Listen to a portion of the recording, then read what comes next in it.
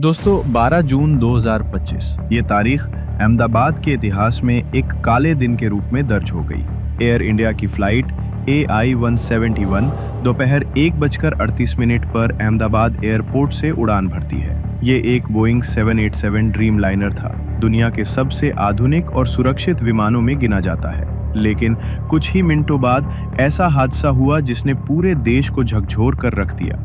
Take off के कुछ पलों बाद ही पायलट ने मेद कॉल दी, यानी विमान खतरे में था। विमान तेजी से नीचे गिरने लगा और सिर्फ 6-25 फीट की ऊंचाई तक पहुंच पाया। फिर मेडिकल कॉलेज के पास यह एक रिहायशी इमारत से टकराया और आग के गोले में तब्दील हो गया। धमाके की गूंज दूर दूर तक सुनाई दी। इस भयानक हादसे में 242 यात्रियों में से 241 की मौत हो गई। इनमें गुजरात के पूर्व मुख्यमंत्री विजय रूपाणी, 159 भारतीय, 53 ब्रिटिश, 7 पुर्तगाली और 1 कनाडाई नागरिक शामिल थे।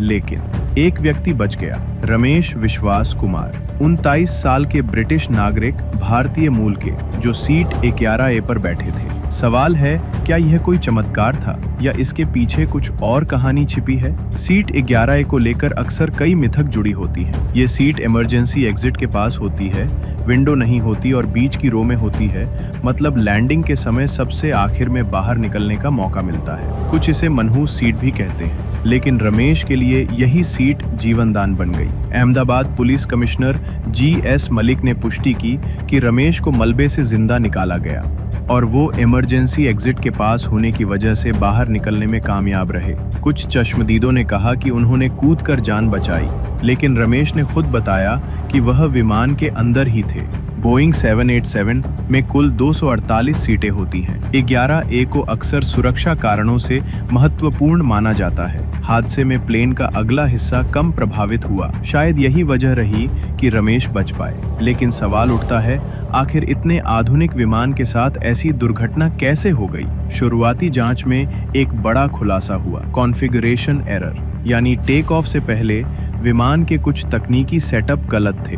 एविएशन एक्सपर्ट जॉन एम के मुताबिक फ्लैप्स सही स्थिति में नहीं थे, जिससे विमान को लिफ्ट नहीं मिल पाई। वहीं लैंडिंग गियर भी लॉक नहीं हुआ था। विमान उस दिन पूरी तरह ईंधन से भरा हुआ था, क्योंकि इसे लंदन के लिए उड़ान भरनी थी। भारी फ्यूल टैंक ने आग को और भी खतरनाक बना दिया।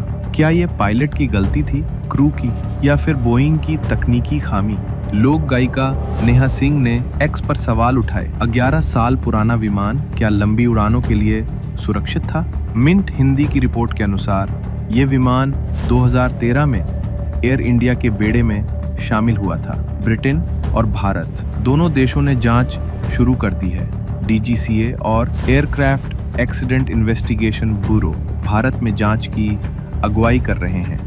वहीं ब्रिटिश जांच बोइंग की टेक्निकल खामियों पर फोकस कर रही है। ब्लैक बॉक्स और कॉकपिट वॉइस रिकॉर्डर से ये पता चल सकेगा कि आखिरी पलों में क्या हुआ। प्रधानमंत्री नरेंद्र मोदी और गृह मंत्री अमित शाह ने रमेश से मुलाकात कर उन्हें हौसला दिया है। आज रमेश विश्वास कुमार सिर्फ एक व्यक्ति नहीं, बल्कि उस त्रासदी के जिंदा गवाह है। ये कहानी सिर्फ एक सीट की नहीं है, ये 241 जिंदगियों के गुम होने की दास्तान है। ये हमें बताती है कि जीवन और मृत्यु के बीच सिर्फ एक सीट का फासला हो सकता है। सीट 11A अब एक प्रतीक बन चुकी है, उम्मीद, चेतावनी और सवालों का प्रतीक।